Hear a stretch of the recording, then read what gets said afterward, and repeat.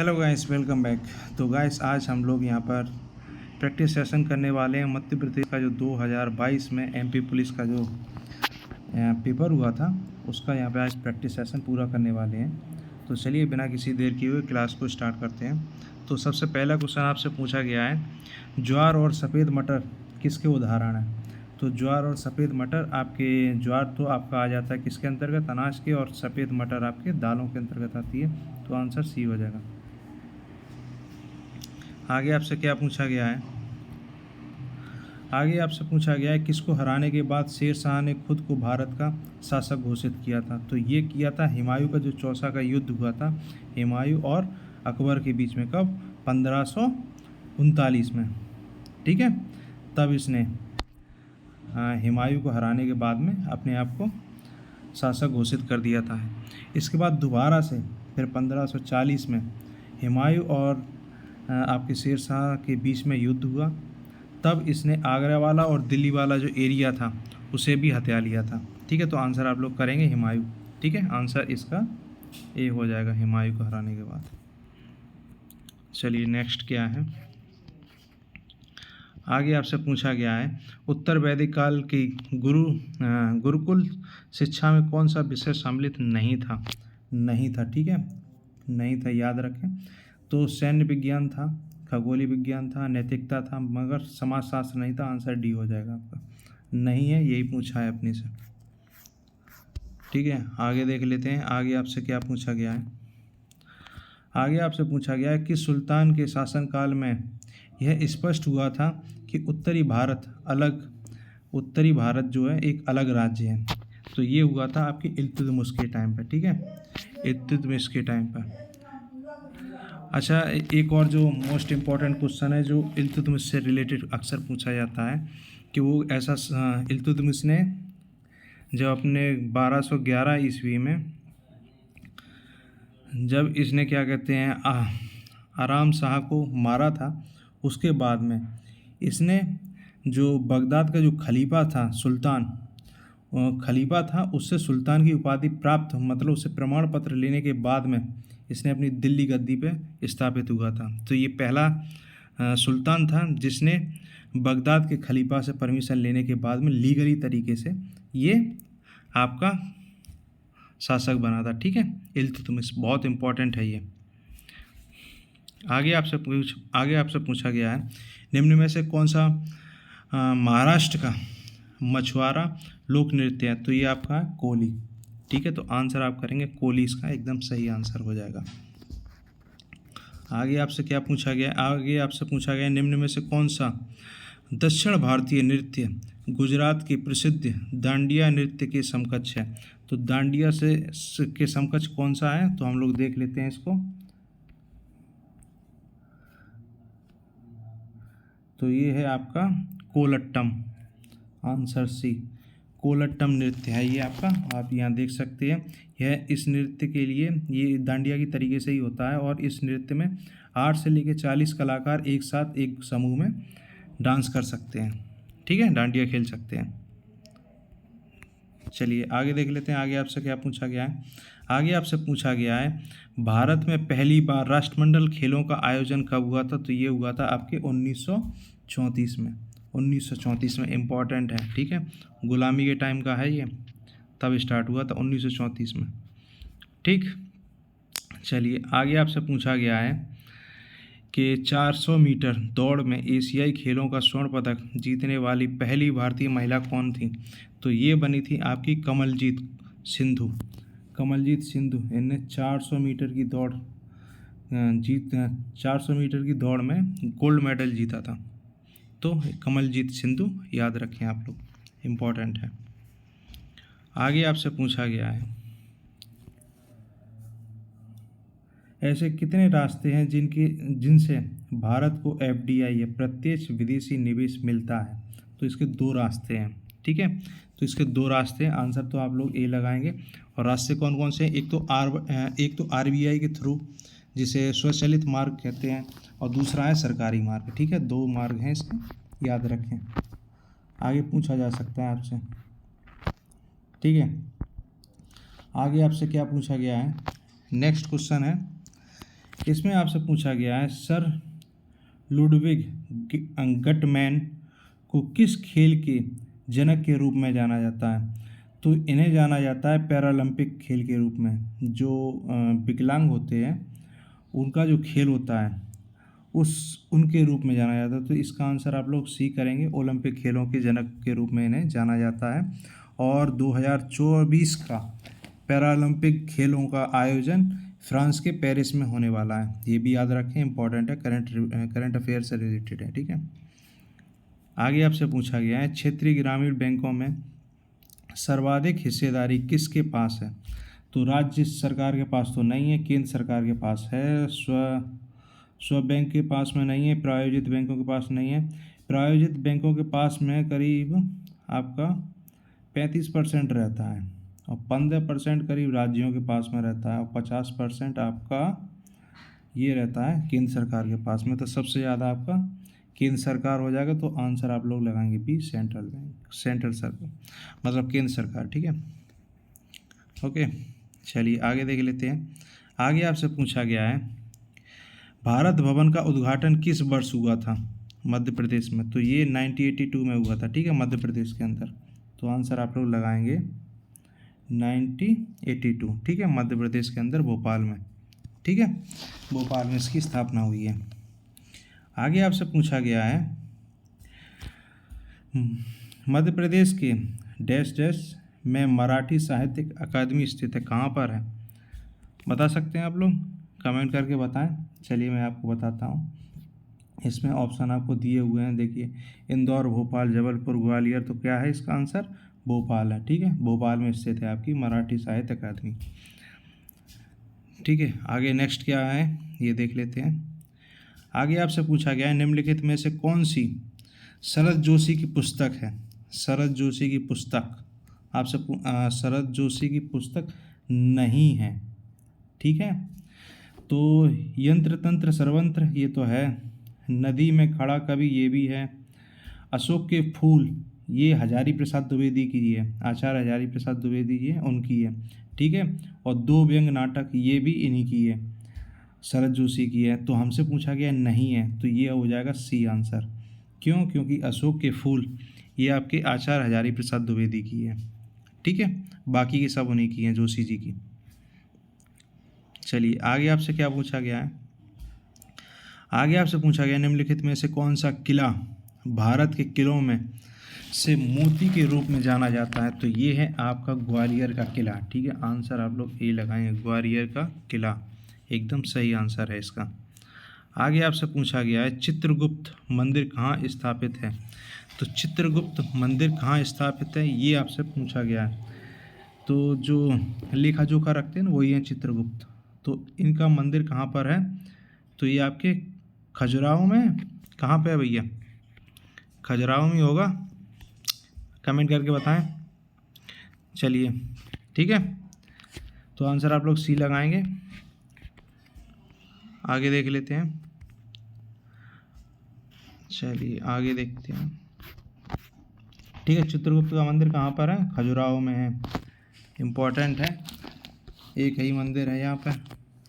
आपसे पूछा गया है India state of forest report 2021 के अनुसार, जो फॉरेस्टिक रिपोर्ट जो है 2021 के अनुसार मध्य प्रदेश में कितने प्रतिशत भौगोलिक क्षेत्र पर वन पाया जाता है? तो ये है आपका 25.14% पे ए आंसर हो जाएगा।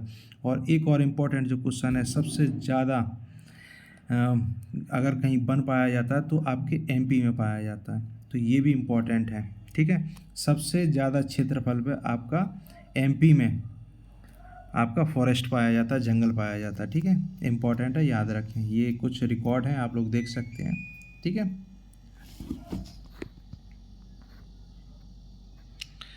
आगे आपसे पूछा गया है मध्य प्रदेश राज्य खनन निगम लिमिटेड की स्थापना कब हुई थी? तो ये हुई थी 1962 में। आंसर आप लोग करेंगे 1962 में मध्य प्रदेश राज्य खनन निगम लिमिटेड की स्थापना हुई थी। ठीक है, और इसका मुख्यालय भोपाल में है, ये भी याद रखें, पूछा जा सकता है। ठीक है, नेक्स्ट क्वेश्चन आपसे पूछा गया मध्य प्रदेश सरकार का एकाधिकार है किस पर है? कोयला खनन पर है? 1 मिनट। क्या कोयला खनन पर है, हीरा खनन पर है, मछली पालन पर है, या पेट्रोलियम उत्पादन पर है? तो आपका मध्य प्रदेश का अधिकार जो है, एकाधिकार, वो है आपके हीरा खनन पर। और वैसे भी हीरा खनन के मामले में आपका मध्य प्रदेश प्रसिद्ध है। ठीक है, तो याद रखें बी, हीरा खनन के मामले में एकाधिकार है। आगे आपसे पूछा गया है मध्य प्रदेश भारत में, ये क्या है, तेंदुआ पत्ता उत्पादक का राज्य है, कैसा है? तो मध्य प्रदेश उत्तर प्रदेश में सबसे बड़ा तेंदुआ पत्ता उत्पादक राज्य है। ठीक है, तो आंसर आप लोग करेंगे ए इसका सही आंसर हो जाएगा। ठीक है, आगे देख लेते हैं। आगे आपसे क्या पूछा गया है?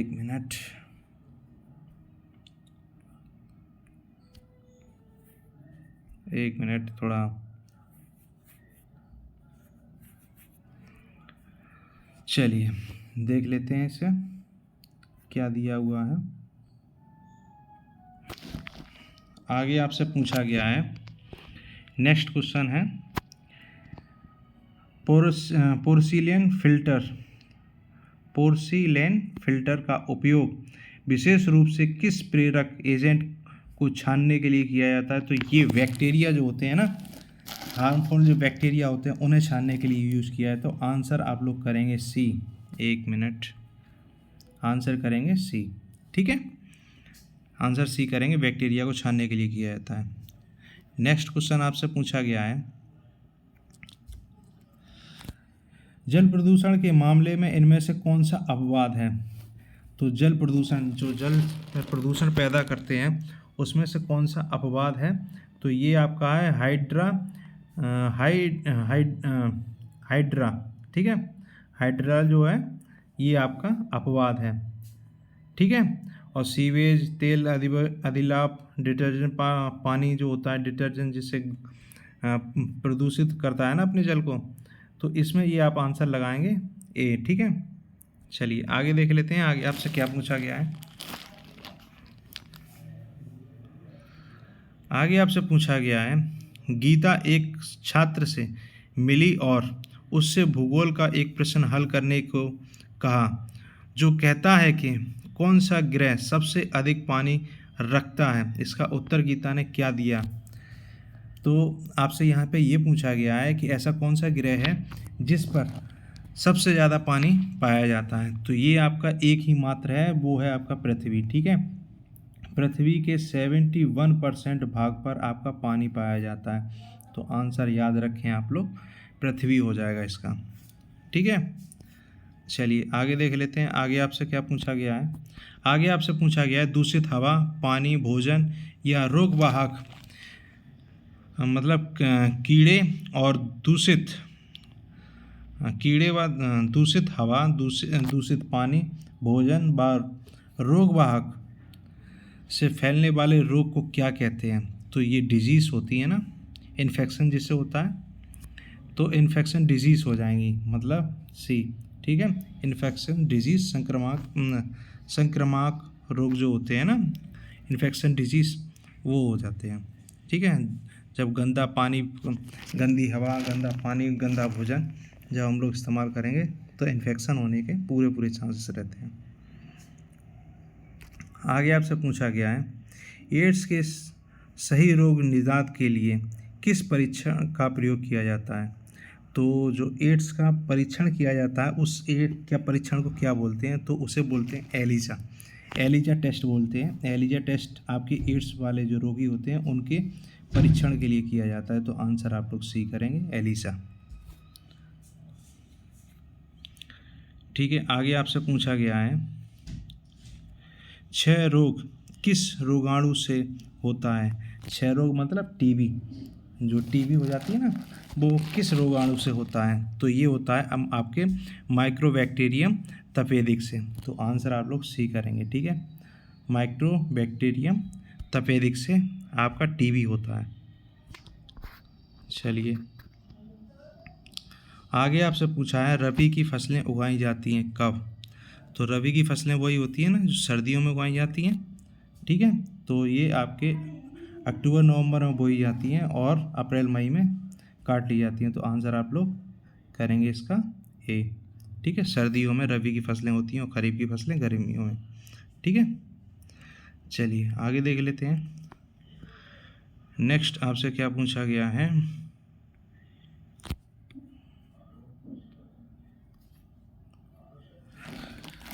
नेक्स्ट आपसे पूछा गया है, निम्नलिखित में से कौन सा तेल उत्पादक फसल है।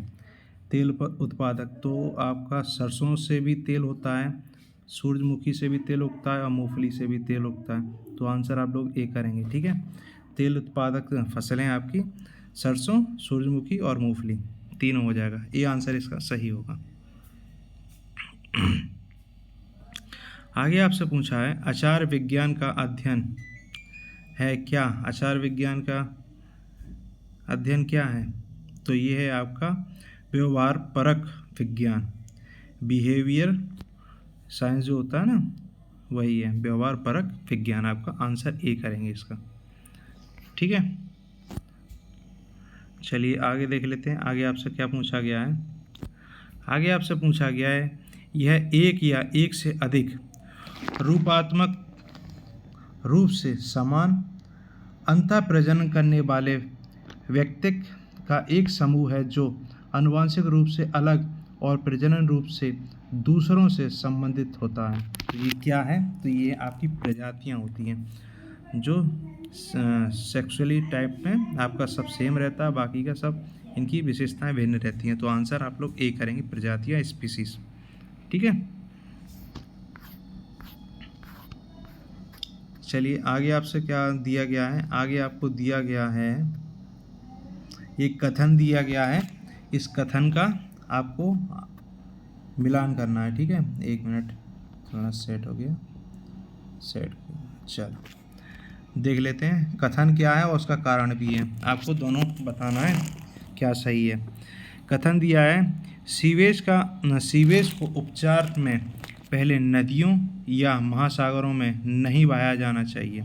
ये आपका कथन है। कारण है, जलीय जंतु और प्रजातियां प्रदूषण के कारण मर जाती हैं। तो कथन और कारण, जो गंदा सीवर लाइन जो होती है घरों की, वो क्या कहते हैं, जब हम नदियों में छोड़ देंगे तो वहाँ पे जो जीव जंतु रहते हैं तो प्रदूषण के कारण वो मर जाएंगे। तो यहाँ पर कथन भी एकदम सही है और कारण भी सही है, तो दोनों सत्य हैं। आंसर ए करेंगे। ठीक है, प्रदूषण के कारण जितने भी जीव जंतु होंगे उसके अंदर सभी मर जाएंगे। तो यही इससे पूछा गया है। ठीक है, चलिए आगे आपसे क्या पूछा गया है। निम्नलिखित में से कौन सा व्यक्तिगत स्तर पर वायु प्रदूषण को कम करने का तरीका नहीं है। कम करने का तरीका नहीं है। तो आपका पहला है, हमें सूखे पत्ते, कागज़ों और कचरे को खुले में जलाना चाहिए। नहीं, इससे प्रदूषण फैलेगा, इससे रुकेगा नहीं। तो आंसर तो इसके हिसाब से यही हो जाएगा। लेकिन आगे हम लोग देख लेते हैं प्रदूषण किस तरीके से रोका जा सकता है। हमें अधिक से अधिक पेड़ लगाने चाहिए और अपने आस पड़ोस में मौजूद पेड़ों की भी देखभाल करनी चाहिए। एकदम सही है, इससे प्रदूषण बचेगा। ठीक है, तो आगे देख लेते हैं।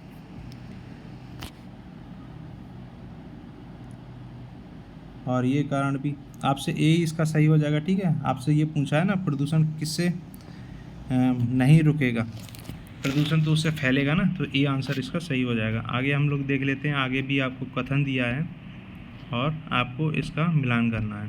ठीक है, कथन कारण दोनों दिया है।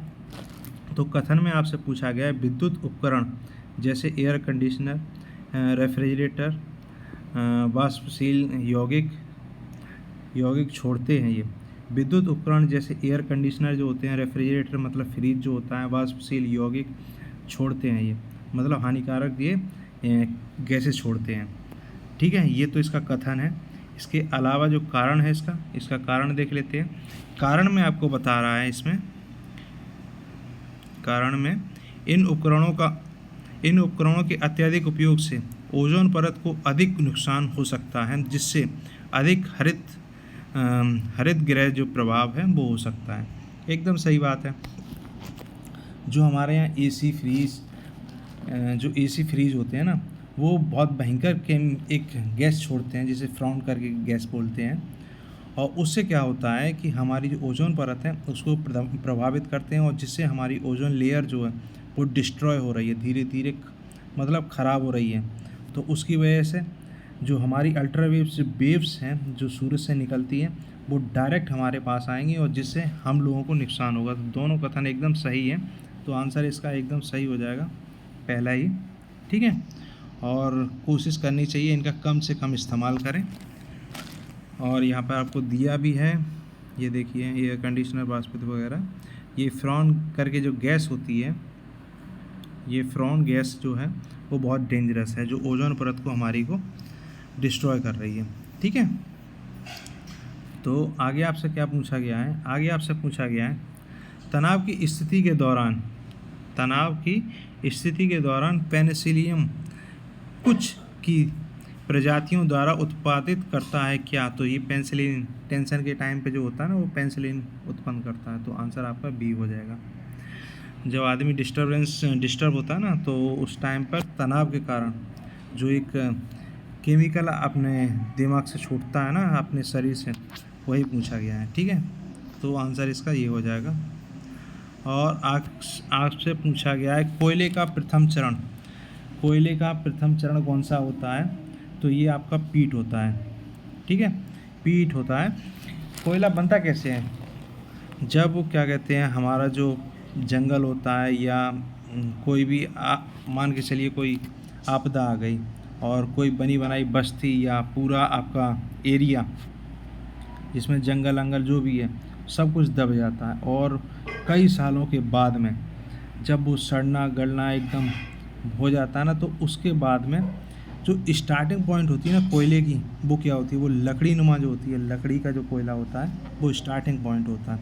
उसमें कार्बन की मात्रा बहुत कम रहती है, और उसमें पानी की मात्रा अधिक रहती है, तो ज़्यादा अच्छा नहीं होता है। वो स्टार्टिंग पॉइंट होती है। यही हमसे पूछा गया कोयले का प्रथम चरण क्या हो? तो बीट होता है, उसे बीट बोलते हैं। ठीक है, तो ये तो थे आपके 2022 में आपका जो पेपर हुआ था एमपी पुलिस का, उसके जीके जीएस के प्रैक्टिस सेशन। ठीक है, तो आई होप आप लोगों को क्लियर हुआ होगा। यदि अगर आपको किसी भी टॉपिक पर आपको डिटेल एक्सप्लेनेशन चाहिए या कोई क्लास आपको चाहिए, तो आप कमेंट बॉक्स में बता सकते हैं, जिससे हम आने वाले सेशन में उस टॉपिक को वहाँ पर डिस्कस करेंगे, आपको डिटेल में एक्सप्लेन करेंगे और आपको अच्छे से समझाने की कोशिश करेंगे। तो इसी तरीके की रेगुलर क्लासेस और प्रैक्टिस सेशन के लिए हमारे चैनल को सब्सक्राइब कर लें, लाइक करें और शेयर करें अपने दोस्तों से, जिससे वो लोग भी यहाँ पे जुड़ सकें, जिससे हमको भी मोटिवेशन मिल सके और आने वाली क्लासेस में हम अच्छे से अच्छा प्रदर्शन कर सकें, और बाकी के जो और टीचर हैं वो भी इस प्लेटफॉर्म के साथ में जुड़ सकें, और वो लोग भी आप लोगों को आने वाले एग्ज़ाम की तैयारी करा सकें। तो आज की क्लास को हम यहीं ब्रेक करते हैं। नेक्स्ट प्रैक्टिस सेशन में जल्दी मिलते हैं, और कोई भी आपको टॉपिक जो आपको डिस्कस आपको पढ़ना है, तो आप कमेंट बॉक्स में बोल सकते हैं, वो हम नेक्स्ट सेशन में ले सकते हैं। ठीक है, तो आज के लिए बस इतना ही। Thank you.